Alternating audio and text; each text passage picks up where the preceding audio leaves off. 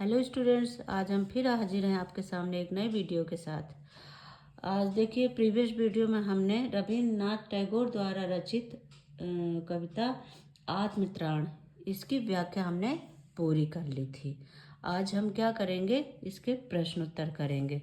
ठीक है, तो ये हमारे काव्य खंड का लास्ट कविता थी। इसके बाद हम क्या गद्य खंड शुरू करेंगे। तो अगली वीडियो मेरी क्या आएगी, गद्य खंड से शुरू होगी। अब तक हमने ये सारी कविताएं पूरी कर ली। ठीक है, आत्मत्राण ये लास्ट लेसन था आपका। तो आज हम इसके क्या प्रश्न उत्तर करेंगे। ठीक है, तो क्या है, कवि किससे और क्या प्रार्थना कर रहा है। तो ये इसकी व्याख्या हमने की थी आत्मत्राण। आत्मत्राण का मतलब तो आप लोगों को समझ में आ गया होगा, क्या होता है, आत्मा के भय का निवारण। ठीक है, तो आगे कवि क्या कर रहा है, कवि किससे और क्या प्रार्थना कर रहा है। कवि किससे प्रार्थना कर रहा है, कवि करुणामय ईश्वर से प्रार्थना कर रहा है। आपने देखा था ना, पढ़ा था उसमें कि ईश्वर से कह रहा है कि आप मुझे बचाओ या मेरी रक्षा करो या मत करो। मैं नहीं कहता आप मेरी विपत्ति में आओ, लेकिन मुझे उससे परेशानियों से लड़ने का साहस दीजिए, मेरे अंदर हिम्मत दीजिए। तो वही है, इसमें कह रहा है कि कवि करुणामय ईश्वर से प्रार्थना कर रहा है कि वह उसे जीवन की विपदाओं से, परेशानियों से दूर रखे। ऐसा मैं नहीं कह रहा हूँ, ठीक है, भले ही ना वो दूर रखे, ऐसा मैं आपसे प्रार्थना नहीं कर रहा हूँ। उसे लाभ हो या ना हो, उसे हानि हो, ठीक है, उसे हानि मिले, उसे कोई दिक्कत नहीं है, लेकिन इतनी शक्ति दें कि इन मुश्किलों पर विजय पा सके। ठीक है, जो भी ये मुश्किलें आएँ तो मैं उनका सामना कर सकूं, इतनी मुझे हिम्मत दें, आप शक्ति दें। वह दुख में भी ईश्वर को ना भूले। मेरे ऊपर कितने भी दुख आ जाए, कुछ भी आ जाए, लेकिन मेरा आप पर से विश्वास ना हटे। मैं ईश्वर से ये ना कहूँ कि आपने मेरा इतना बिगाड़ दिया, ये कर दिया। मुझे जो है दुख सहने की शक्ति दे, मुझे उससे उबरने की शक्ति दे। ठीक है, उसका विश्वास अटल रहे। वह धोखा, निराशा और दुखों के बीच, ठीक है, कितने भी कोई भी उसे धोखा दे, वो अपने जीवन से निराश हो, दुखी हो, लेकिन प्रभु की शक्ति, ठीक है, प्रभु की कृपा शक्ति और सत्ता में उसका आत्मविश्वास बना रहे। वो ये भाव चाहता है, वो ये भाव प्रार्थना कर रहा है ईश्वरमय करुणा, ईश्वर से, अपने करुणामय ईश्वर से, कि कैसी भी परिस्थिति हो पर मुझे आप उससे पार पाने में शक्ति दें। ठीक है, तो आप इसी तरह बना के अपना लिख सकते हैं। आगे क्या कर रहे हैं, देखिए, कवि विपदाओं से मुझे बचाओ। ठीक है, पढ़ा था ना उसमें कि विपदाओं से मुझे बताइए, बचाइए, मेरी प्रार्थना नहीं। ठीक है, ये हमने पढ़ा था ना, यह मेरी प्रार्थना नहीं। कवि इस पंक्ति के द्वारा क्या कहना चाहता है, पढ़ा था हमने कि विपदाओं से मुझे बचाओ, यह मेरी प्रार्थना नहीं, केवल इतना होकर मैं कभी न विपदा में पाऊँ भय। पढ़ा था ना हमने, तो वही कह रहा। तो कवि का कहना है कि हे ईश्वर, मैं ये नहीं चाहता कि मुझ पर कोई विपदा ना आए। ठीक है, मैं नहीं चाहता कि मुझ पर कोई विपत्ति ना आए, मुझ पर कोई परेशानियाँ ना आए, दुख ना आए। ठीक है, मेरे जीवन में कोई दुख ना आए, भले ही हानि मिले, किंतु मैं ये चाहता हूँ कि मैं मुसीबत में हूँ या कितनी परेशानियों में हूँ या दुखों से, चाहे मेरे ऊपर कितने भी दुख आ जाए, पर मैं घबराऊं नहीं, डरूं नहीं, उनसे भागूं नहीं। ठीक है, बल्कि मुझ में आत्मविश्वास, मेरे अंदर इतना आत्मविश्वास भर दे कि मैं निर्भीक होकर उन परिस्थितियों का सामना करने का साहस कर सकूं, मुझ में साहस आ जाए, हिम्मत आ जाए मेरे अंदर। मैं ये नहीं कहता कि आप मेरे जीवन में परेशानियां ना दें, दुख ना दें, हानि ना दें, पर मुझे इनसे निकलने का साहस दें, इनका सामना करने का मुझे मेरे अंदर साहस भर दे। ठीक है, कि मैं इन परिस्थितियों को संभाल सकूं, इनका सामना कर सकूं। ठीक है, अगला देखते हैं। अगला प्रश्न क्या है, कभी सहायक के न मिलने पर क्या प्रार्थना करता है? क्या कह रहे हैं? कभी सहायक के न मिलने पर क्या प्रार्थना करता है? कवि ने सहायक के न मिलने पर प्रार्थना की है कि विपरीत परिस्थितियों के समय, कह रहे हैं कि जब स्थिति विपरीत चल रही हो, मेरे अनुकूल ना हो, तो मुझे कोई सहायता ना करे, ना ये बोलने आए कि नहीं आज ऐसा हुआ कल ठीक हो जाएगा, परेशान ना हो, मुझे मत कोई सांत्वना दे, कोई न सहायता दे, ठीक है, कोई भी उसकी सहायता ना करे, किंतु उसका बल पौरुष, उसकी जो अंतर शक्ति है वो कम ना हो, उसे कोई हिला ना सके, ठीक है, वह कोई भी कष्ट धैर्य से सह सके, उसको इतनी शक्ति दे कि उसके बल पौरुष को कोई कम ना कर सके, भले ही कोई उसकी सहायता ना करे और कुछ भी हो, लेकिन आप उसके अंदर इतनी शक्ति भर दें कि वो उसको कोई हिला ना सके, उसको कोई भी कष्ट हो उनका वो धैर्य से सामना कर सके। बस इसमें इसी तरह लिख देना आप लोगों को। आगे क्या कह रहे हैं? अंत में कवि क्या अनुनय करता है, ठीक है, तो अंत में हमने पढ़ा था ना, अंत के जो कविताओं की लाइनें थी उसमें हमने पढ़ा था कि दुख रात में करे वंचना मेरी, जिस दिन निखिल मही उस दिन हो करुणामय, ये सब था ना, उसी का करें कि अंत में कवि क्या अनुनय करता है। इस पूरी कविता में कवि ने ईश्वर से साहस, देख पूरी कविता हमने पढ़ी है तो इसमें कवि ने हर जगह यही लिखा है कि मुझे आप मेरी सहायता करें, कोई ना करे, लाभ हानि कुछ हो, लेकिन मेरा साहस और आत्मबल कम ना हो। तो वही कह रहे हैं कि इस पूरी कविता में कवि ने ईश्वर से साहस और आत्मबल मांगा है।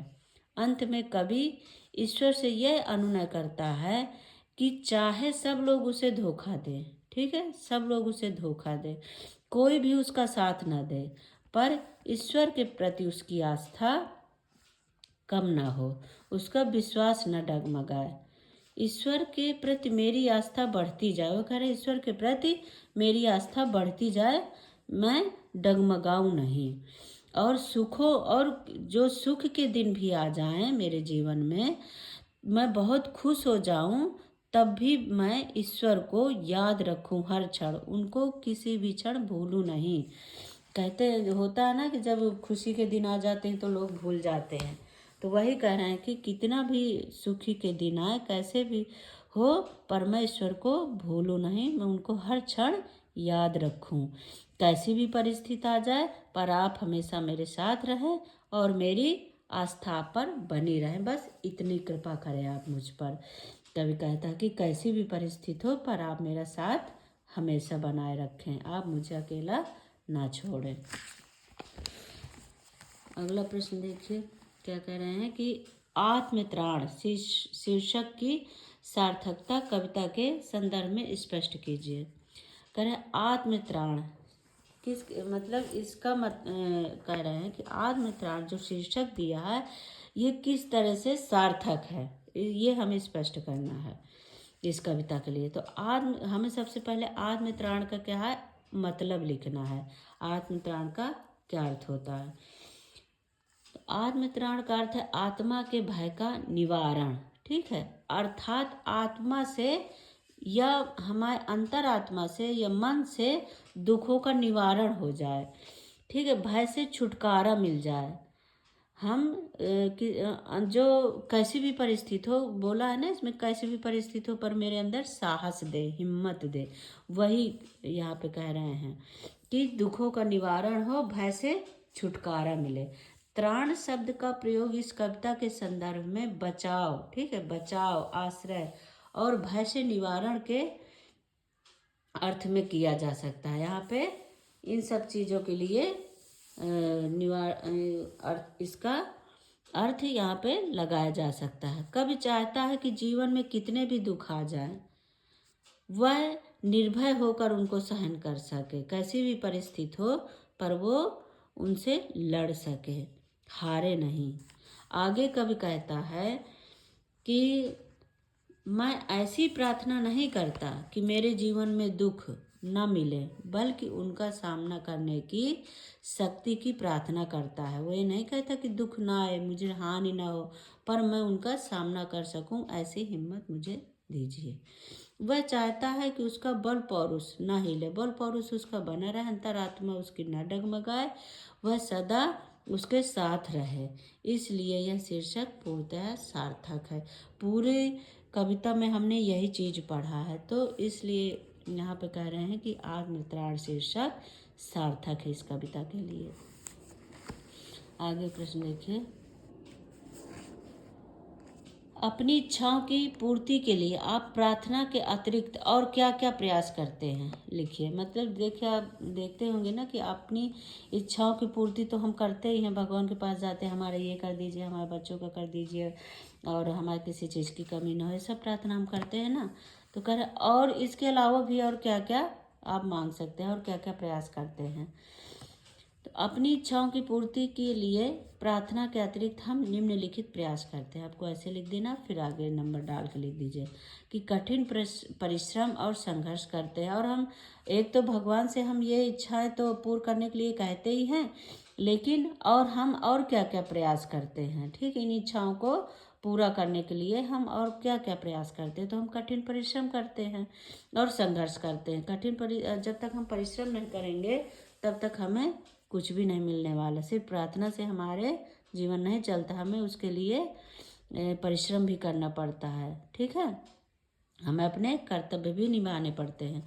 सफलता प्राप्त होने तक सहनशीलता, जब तक हमें सफलता नहीं मिल जाती तब तक हमें सहनशीलता, धैर्य, कठिनाई का सामना करना पड़ता है। अनेक कठिनाइयाँ आती हैं, आप लोग देखते होंगे कि जब पढ़ने बैठते हो तो नींद आती है, ये कई चीज़ों का सामना करना पड़ता है। नौकरी के लिए लोग जब फॉर्म भरते हैं, बहुत सारी परेशानियाँ उनको आती हैं, लेकिन उन्हें सहनशीलता बनाए रखना चाहिए। एक बार नहीं आया, दूसरी बार आएगा, ठीक है। तो यह सब हम ये सब भी करते हैं अपने जीवन में। धैर्यपूर्वक हम इन प्रयासों के जरिए अपनी इच्छाओं को पूरा करने का प्रयास, और यही सोचते सोचते हम अपनी इच्छाओं को पूरा करने का प्रयास करते रहते हैं। तो आपको इसी तरह बना के इसमें लिख देना है।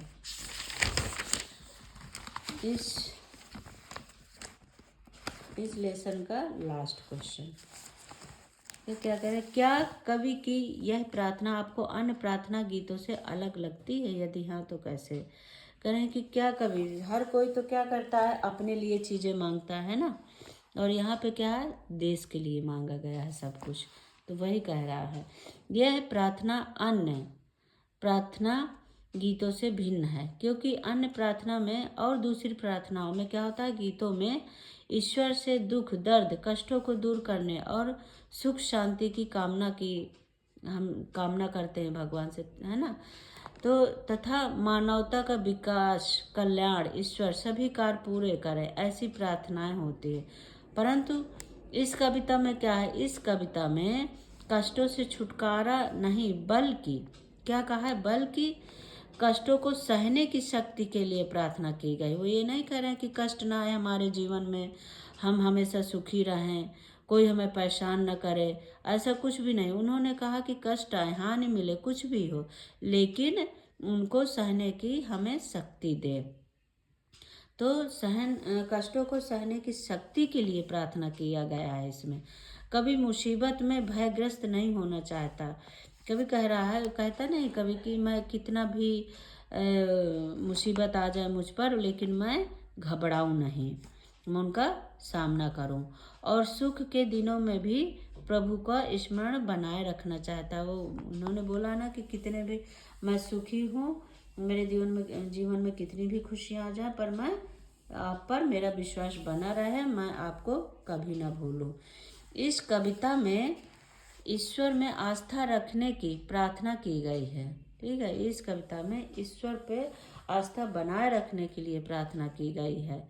यह प्रार्थना किसी संसारिक सुखों की कामना के लिए नहीं की गई है।